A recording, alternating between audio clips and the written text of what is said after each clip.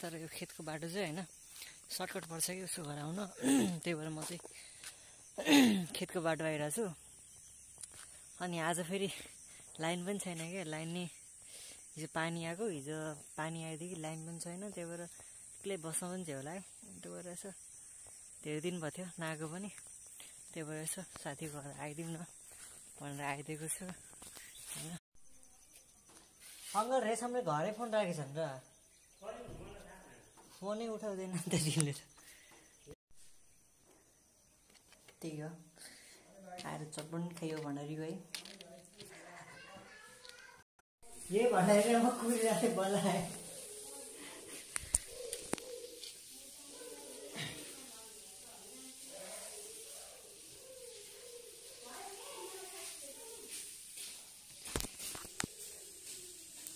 ओ भण्डारी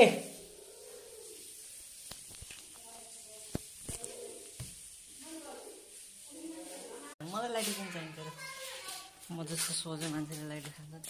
यहाँनिर बस्छ जान्छौ भाइ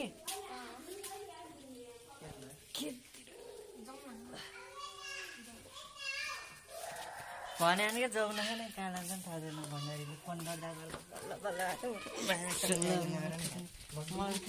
जबना खाउन लाग्यो भुइँको यस्तो जबना म्या झ्याक्ने लामो जस्तो यस्तो जब म त रुखको बनाउँछौ के भनेर खुवाउँछौ मैले गराउँछु नि हान्देऊ न त। भण्डारी जबना त खुवाउन सकेन नि, अब आँप खुवाउँछन् कि अनि आँस हो कस्तो खोयो आँप होइन यो तिम्रो होइन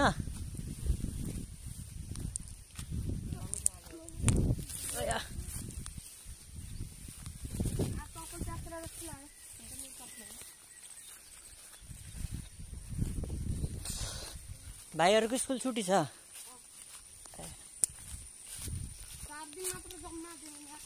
अनि 7 क्लास अनि 7 मा पढ्नेको मान्छेको त अनि 7 दिनै छुट्टी दिनु पर्यो नि।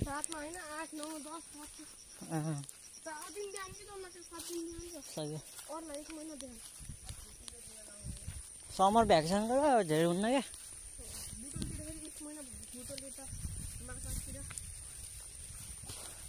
बरगाटामा त चिसो हुन्छ कि त्यही भएर नदिएको।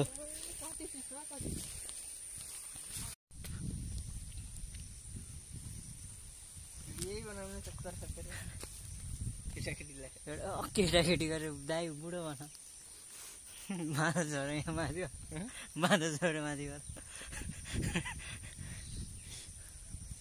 झर्ला हो हेर राम्रो टिपा भाइ खस्यो।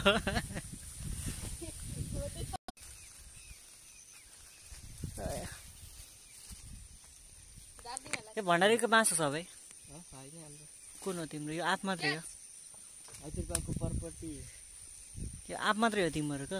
आँप पनि हाम्रो होइन। कसको हो त? अनि सोना ल्याछौ मलाई अरूको आँप तिमी भण्डारी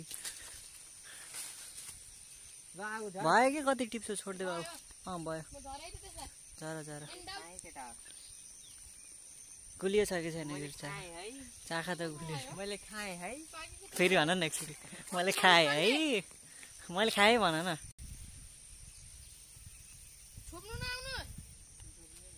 छोप्देऊ तिम्रो भेनालाई।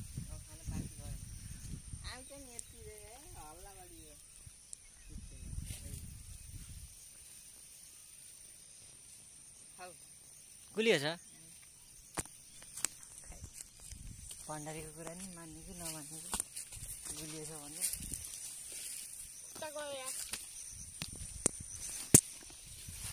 अझै एउटा खाँदैन छ खाऊ धेरै खाऊ भाइ त्यो